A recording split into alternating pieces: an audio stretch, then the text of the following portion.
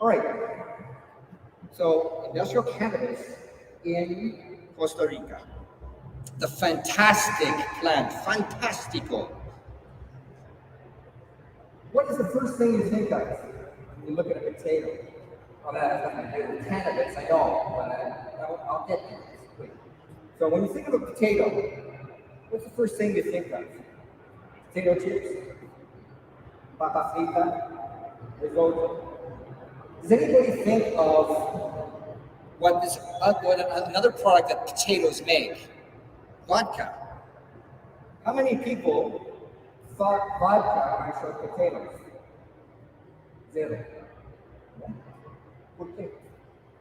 It's because the word associated with it is not necessarily what we think of. But when you say the word cannabis, what do we think? We think, marijuana, la droga, medicina, right? But it's more than that. And that's what this picture here is to show you, right? In this, I've done a mind map that actually demonstrates all the different products you can actually do with cannabis.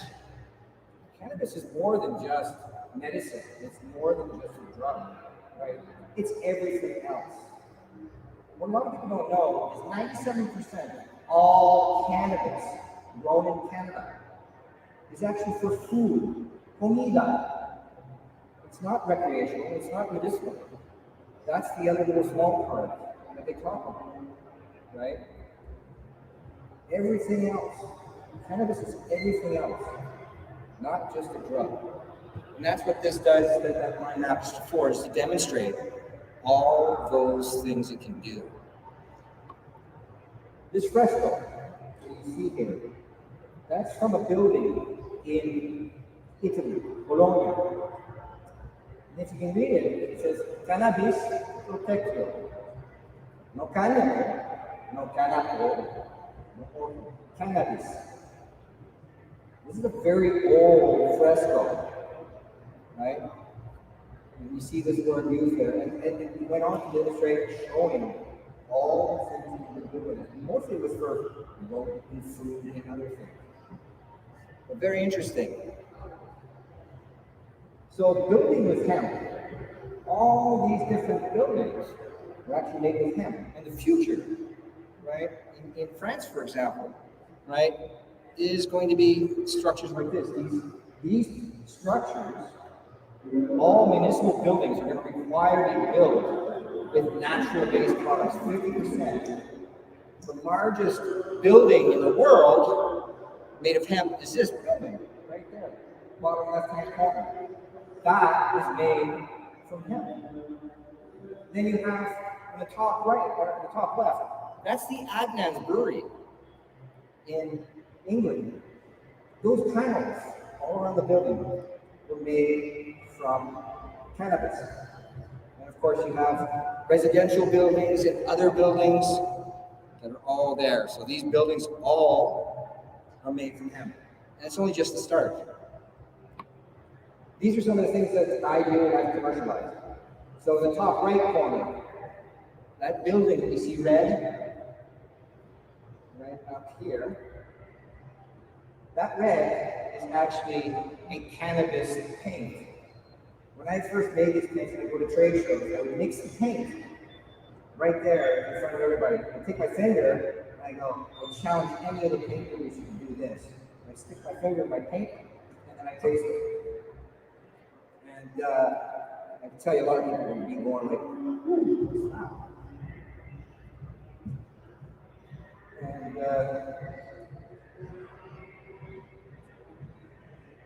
And that their building still as red today as it was when I first painted it. That's over 12 years old. Some of the other products that are out there, for example, these are all hemp-based. Okay? So if I go right here in the top middle, you look at that, it's a light switch plate, an accent plate. That is 100% pure cannabis. No other plastic in that. None. There's no PLA, there's no PBE, There's no other things in them. That's using pure cannabis science. That's it. It's the same thing in the bottom left-hand corner. You'll look at another piece there. It's a kind of a clear, plastic-looking cellophane type of material. That is 100% pure cannabis. That's made from the seed oil and the cellulose, both of the plant. I use nothing other than the plant to make it. Right? Right in the middle, beside it. Of course, everybody knows and talks about that fiber. Right? That's the cottonized cannabis fiber. And that is actually from a food crop, not actually designed for grown specifically for that fiber. That's from a dual-use crop. We grew it for grain as its primary, and then we use the waste that's left, right, to turn it into that. Because 15 years ago, you were going, oh, you can't do that. You can't make fiber from a grain crop. It doesn't work. And then I said, oh, yeah, well, we tried it. And that's what we produce. It's this beautiful fiber. And contrary to popular belief, this can be done commercially at scale. There is equipment out there that you can decorticate, okay, and successfully turn this fiber from the farm into usable products. Farm equipment works. So another thing that I was working on is up here in the top left. That is an oil absorbent. 25 times more absorbent than your cat litter or clay that's used, okay? Or other things that they use industrially today, okay? This can be as many times, 15 times greater than some of the best absorbents that we have on the market today. And this is made from cannabis. The other beauty of this thing is I've designed it so that it actually floats on water, it absorbs water, but it absorbs the oil. Right? So we can absorb it, say for oil spill. Absorbs the oil, take it back, and take it back to the lab, recover that oil, and then recover the absorbent. So wait a second. Bottom right. So this is something, a product I call, it's a kind of a carbon foam. If you look at it, there's all four kinds of little holes in it. It's very lightweight, but it's actually quite hard. It's probably a good replacement for building walls and these sort of things. That's what I'm kind of looking at doing with it. Right? And it works great. The carbon that's in this, right, is actually from cannabis. So it's like hempcrete. Hempcrete, right, we take the herb, okay, that's the inside part of the plant. We mix it with lime, and we create then hempcrete. That's what made those houses. It's as simple as that. Just lime and herb. Now, I've gone a step further, and I've created that, taken that herb and I carbonize it. And that'll become more clear later, because I'm looking also at carbon sequestration and stabilizing that carbon for long periods of time. And so this is very lightweight. The beauty of it was, I discovered one day I was mixing the ingredients together, and all of a sudden, I had that water, the material started foaming up all by itself, because the carbonization was kind of going on. And then it hardened like that. And I was like, ooh, very interesting. Now, the one right in the middle is, again, pure hemp. The carbon that's there is actually from cannabis, right? And the fiber that's holding it together is also from cannabis. So I use two different parts of it. It's all the same part of the plant, but just different ways of turning it from one thing to another. Okay? And that is a flexible, conductive kind of paper. Okay? So you can think of carbon like electronics, or you have jackets for your clothes, perhaps. I think there's a number of applications that would actually go for that. So, one of my monikers that I really like is this one here. First, understand nature, then copy it. Right? What does that mean? Well, when I first started looking and trying to develop batteries and kind of thing, I'm going to give you another analogy. And when I look at trees, when I look at cannabis, or any kind of green plant, I start to ask myself, what's happening here? What's going on? Well, I started thinking of the process, what's going on? So I look at a tree and I say, okay, the leaves are kind of like these little mini solar panels, right? Because it starts the whole process of photosynthesis, right? And CO2, carbon dioxide in the air. So these plants, they collect the energy from the sun, right? Take the carbon dioxide, into the plant, start a process. And then the plant holds on to the carbon to make the tree, the bark, the leaves, the branches, the roots, right? And then releases oxygen, right? It just keeps doing that over and over and over again, and that's how the plant works. So what is that exactly? And I think it's like, well, that kind of reminds me of something else that we use in daily life every day. Batteries, right? How does a battery work? Well, batteries take energy, we put it in this thing, we hold it, and then we release it. A tree is exactly the same thing. Remember, like I said, takes carbon out of the atmosphere, holds on to it, and then it stays there its whole life until it dies, and then it gives back all that kind of energy, if you want. It's actually locked up in there. Carbon is Mother Nature's way of storing energy. If you look at it that way, that tree, when after it's dead, you take it or cut it down, dry it, and if you add a match to it, what happens? It catches fire, releases all that energy. Right? Same as a battery. Carbon. Carbon is really important. So I was doing some experiments one day, and up in the top right corner, you can see there's graphite in my left hand. That's one form of carbon.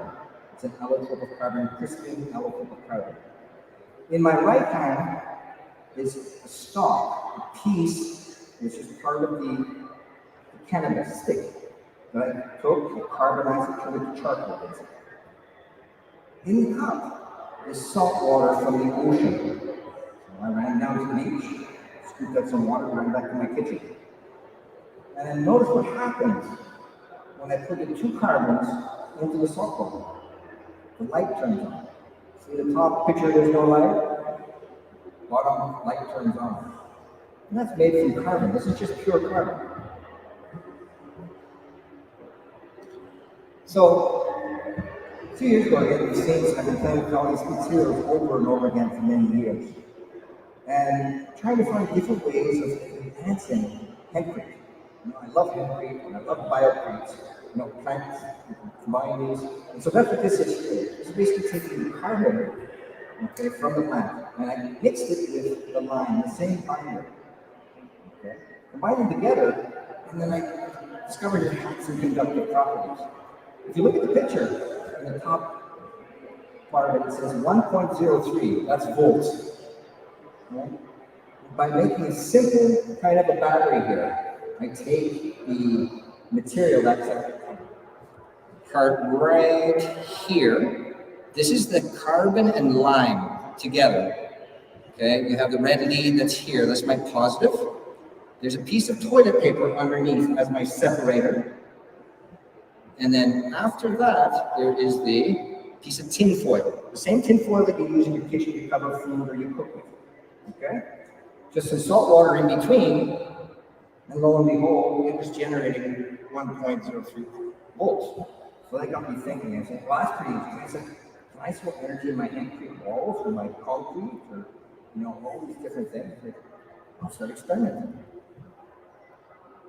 And so I developed this concept called BIES, Building Integrated Energy Storage. Now the idea behind that is you have solar panels on your roof or a windmill out in your field or whatever, maybe even just regular energy that's being generated.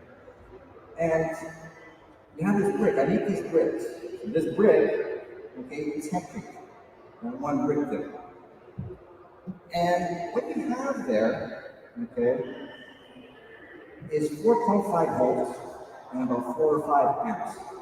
That's what's charging that tablet. Now this can be designed to be any voltage. I designed that 4.5 volts so I can actually charge a tablet or a phone. So I first did this back in 2016, 2017, where I demonstrated this. People were coming up at the trade show and said, what is this? I said, it's kind of a hemp battery. I said, no. I said, yeah, plug it in. And they charge up their phones and then run down to their conference. The idea here is using surface area of a building, of all of our spaces, the floor that you're sitting on, all this space, you can actually store energy. Imagine that. So Think each brick, every one of those bricks was 5 volts. Count them all up.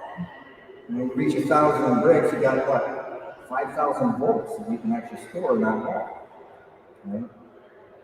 I've created batteries the size of a stamp. So 2.5 centimeters by 2.5 centimeters, okay? 2 or 3 amps on that side of space.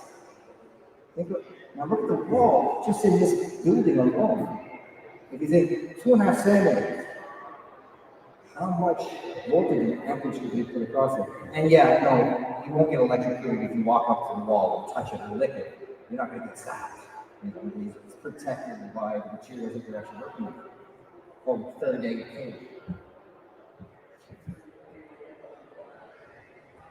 So here's other examples of industry working in this direction. So this is from University of St. Louis. We're doing something very, very similar as well. We're using different materials. Again, looking at the brick. However, they didn't get quite the energy capacity that I have with one doing here. But that's there. This is in 2020 that they produced. And then they published this in 2021. This is from Chalmers in Europe. And it explains basically the same sort of concept, where energy is going to be stored basically in the concrete, right, of your buildings. It's the idea behind that. BIES. Now, some though haven't actually achieved some of the wattages or amperages that were there. This is going to come with time, and as more develops. Another interesting thing I discovered making some of these batteries, playing with this plant. I love taking this plant apart. This is an incredible plant, right? I think that there is really no other plant on this planet that can do what cannabis can. When you think about it, the building materials, the clothes that we wear, the soap that we can make, the foods that we take from this, everything, medicine. There's no other plant, single plant on this planet that can do what cannabis can do. That's why I call it a fantastic plant. It is truly an incredible thing. So CBD, everybody's heard of CBD, and everybody's talks about it, okay, medicinal, recreational, but actually, you look at CBD from an industrial perspective. Okay, so there's 3 industries in cannabis. Okay, industrial, medicinal, and recreational. Okay, I don't recognize hemp or marijuana. It's all cannabis, right? And this is industrial applications of CBD. So CBD we can take, okay, it starts off as CBDA on the plant, okay? And then they extract it from the plant, neutralize it, and then we have CBD, right?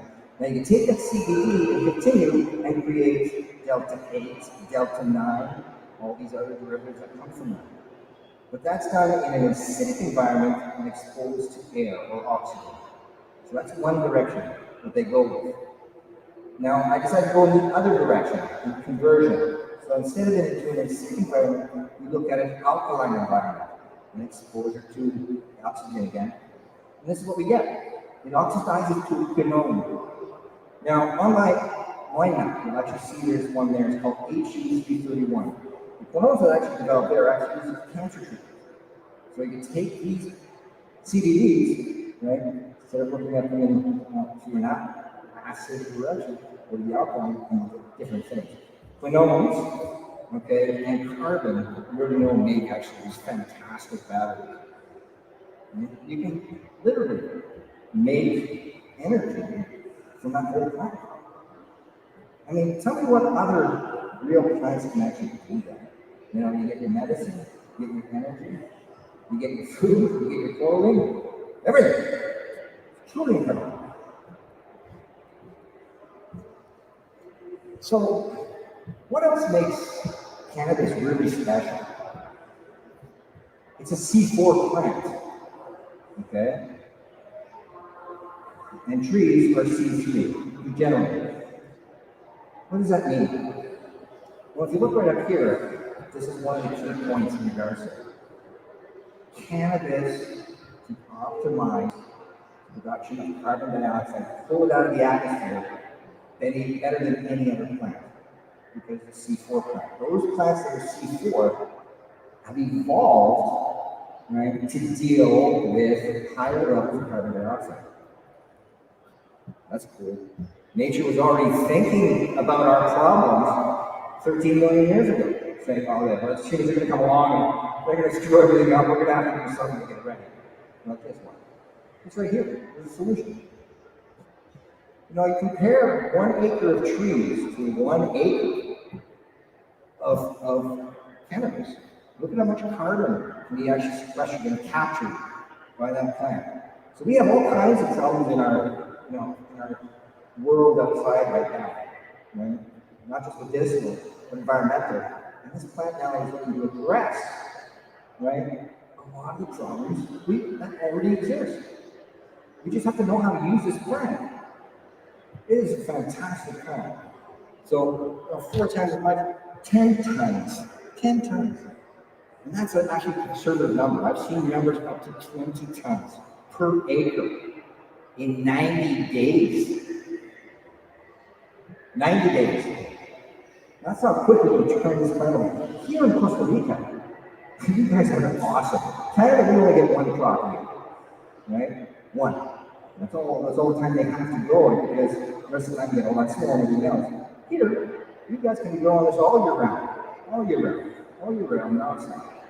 It's grown with other plants, an intercrop, right? Where you're actually, using the soils with other things, peas and cannabis together, actually tie up all kinds of nitrogen into your soils and use great soils. We can intercrop, we can rotate crops with other things, maintain good soil health. Social health too, at some point, we'll get to that in a point. So I'm going to change direction here a little bit. So I've talked a lot about the fiber side of things and some of the industrial applications there. But one of the this is where I actually started, right? It's actually on the food side of things. Food. We have an acre of land. What's the thing that we should actually be growing on that acre of land? Should we be growing it just for fuel, like corn, for example, or food?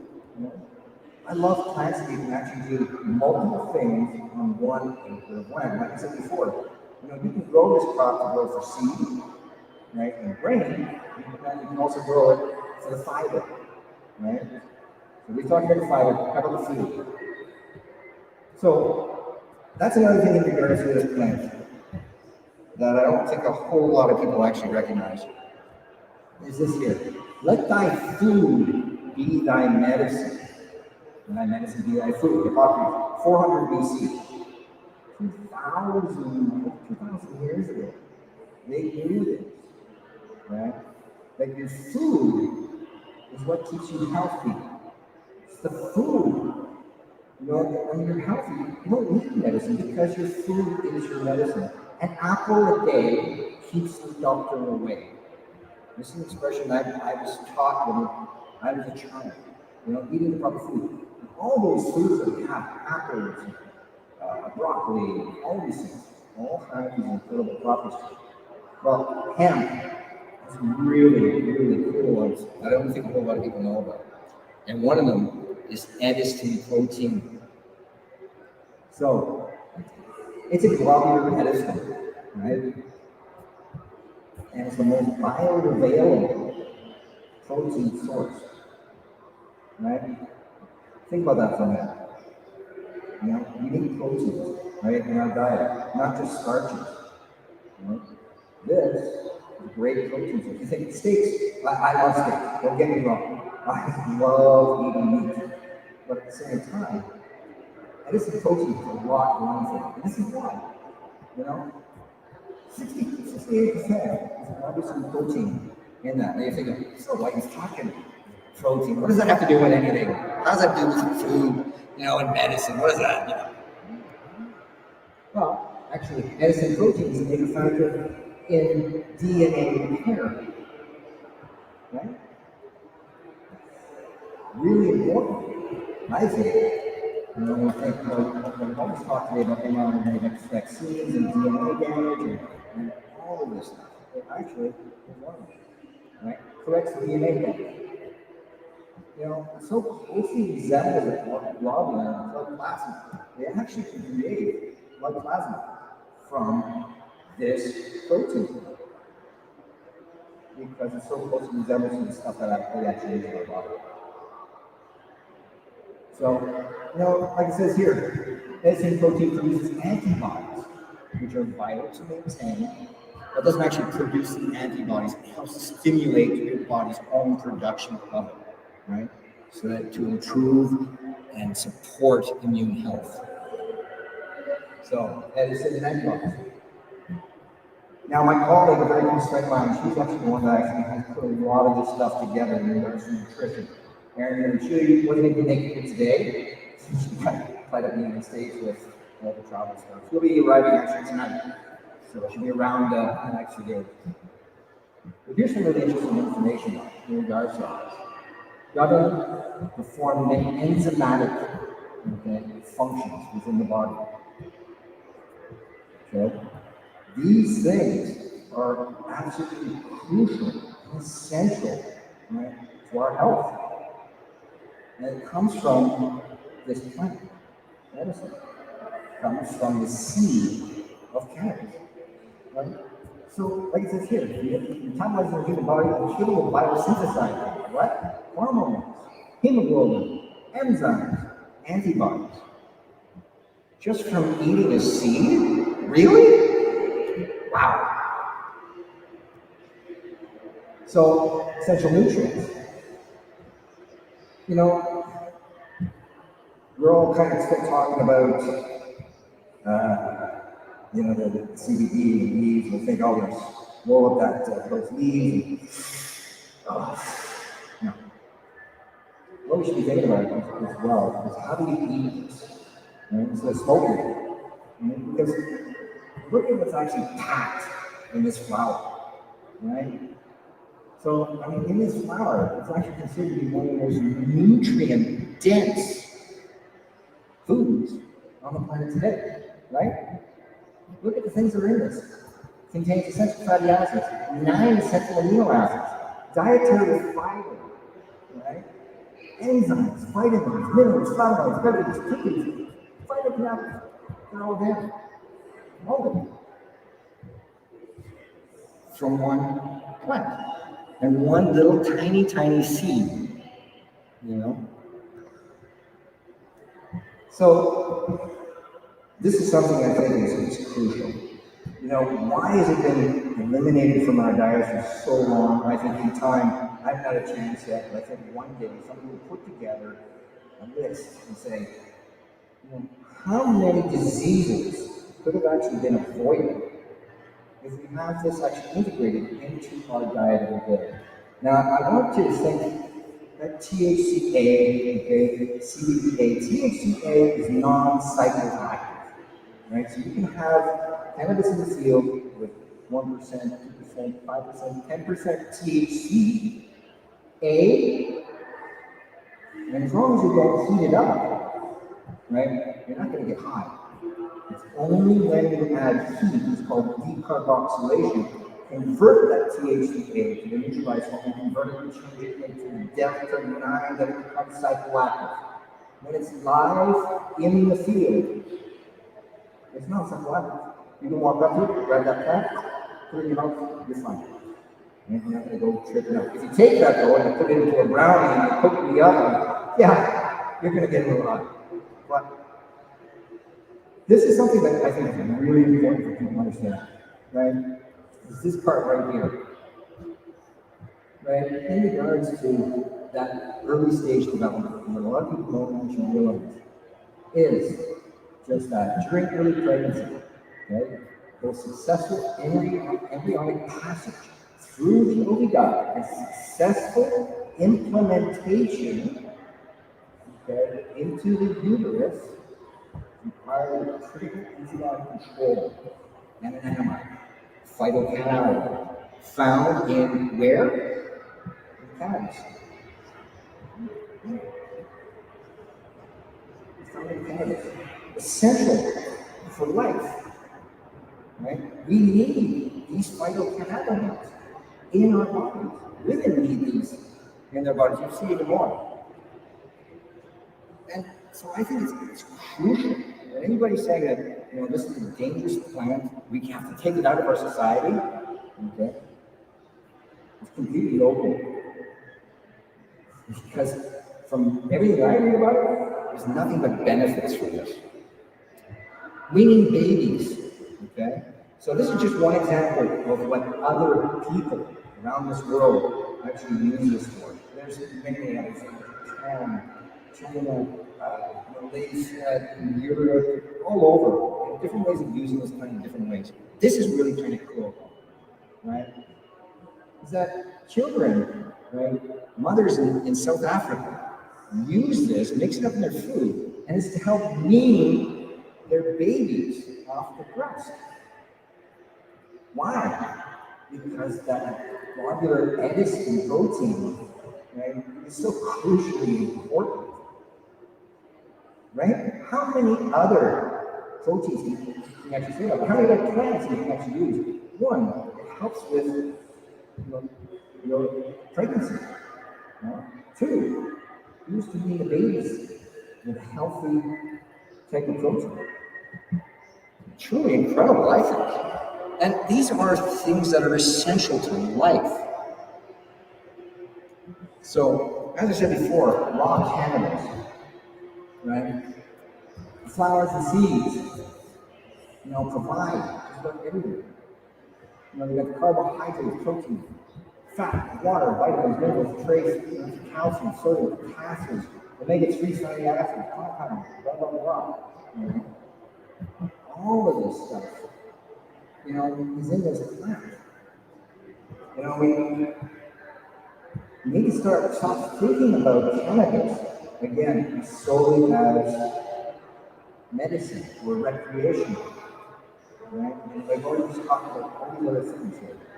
And really, I think what the legislatures need to make aware of, right, is this should never go into, Canada made this mistake, and they still haven't registered and implemented under Health Canada. It makes no sense. Does anybody go to a pharmacy and buy an apple? No. It should be under agriculture. Why? Right? This raw cannabis, right, takes it out of the medicinal domain and transports it into the nutritional domain. This is where it belongs. This is where cannabis belongs. Industrial cannabis is an agricultural crop. Period. You have legislation, you set up legislation for cannabis. Fine. This is agriculture. You want to do some other things with the recreation, medicinal, more regulations to make sure that there's no abuse of those things. That's easy. But we need to get past thinking about this as just a drug. We need to start thinking about this plant as food, as essential food. As I've just shown you, proteins. We can't live without them. And all these other ingredients that this plant has clearly puts this into the realm of nutrition, into the realm of food, so that when you walk into a supermarket, and you're going to buy your lettuce, I want to be able to walk up there and I can buy my cannabis beside the lettuce. People are going, "Oh!" But my 12-year-old will run up there and grab it and smoke it. Well, that's only if you teach them to do that. How many 12-year-olds do you know run into the supermarket, buy all the potatoes, run home and make vodka? None. I've never read it. Why? Education. Right? Educate the young, educate the people. Education. Right? Potatoes, like I said, you can make vodka. I can walk out here and go buy some potatoes, take them back and put them in my basement and make vodka. We don't do that. Because it's education. Right? We're taught potatoes is food. We need to teach people, that cannabis is food. It's not drugs. Right? There's no reason to be thinking about that.